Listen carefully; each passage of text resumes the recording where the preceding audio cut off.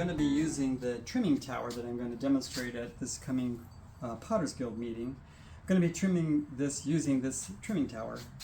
And the tower, what makes it great is it replaces all the chucks that I have. So we have all these various size openings. And so what I like to do is I try to determine where am I going to want this bottle to rest. So I'm going to put a little tiny line here where I want the bottle to rest in the trimming tower. And then I can take these rings and try to find the one that comes closest to resting at that place. This wouldn't really have enough of the piece. It wouldn't be as stable that would be resting inside this tower. So I need a little wider one.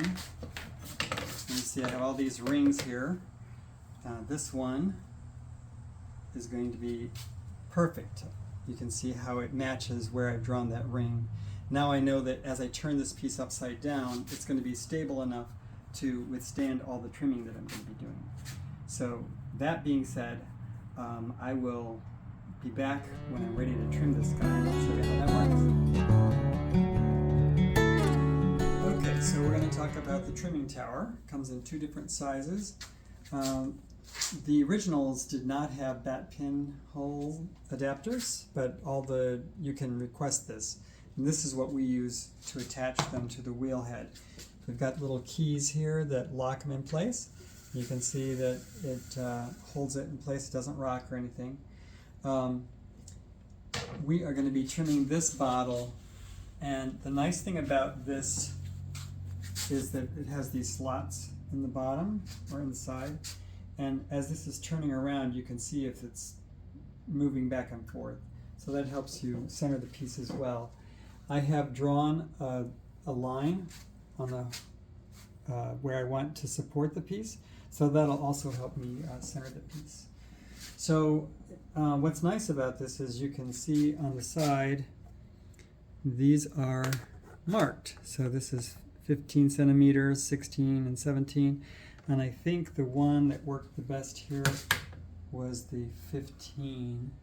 Just put that there, that looks good. So I'm going to put it in here. We've got these little keys here that lock it in place.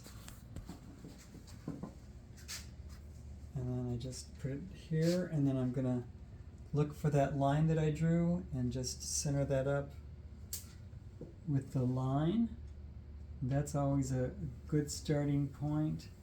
And then I'm going to center the foot, and I'm going to just push that off a little bit.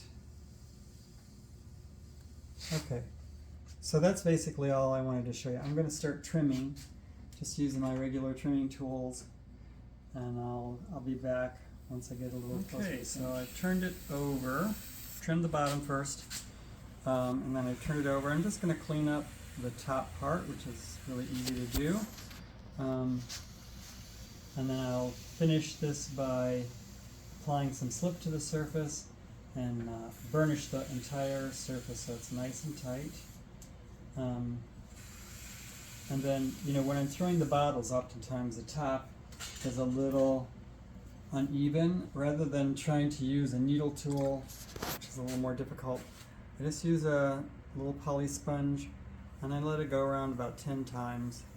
So 1, 2, 3, 4, 5, 6, 7, 8, 9, 10. And you can see it just cleans that up, rounds that off beautifully.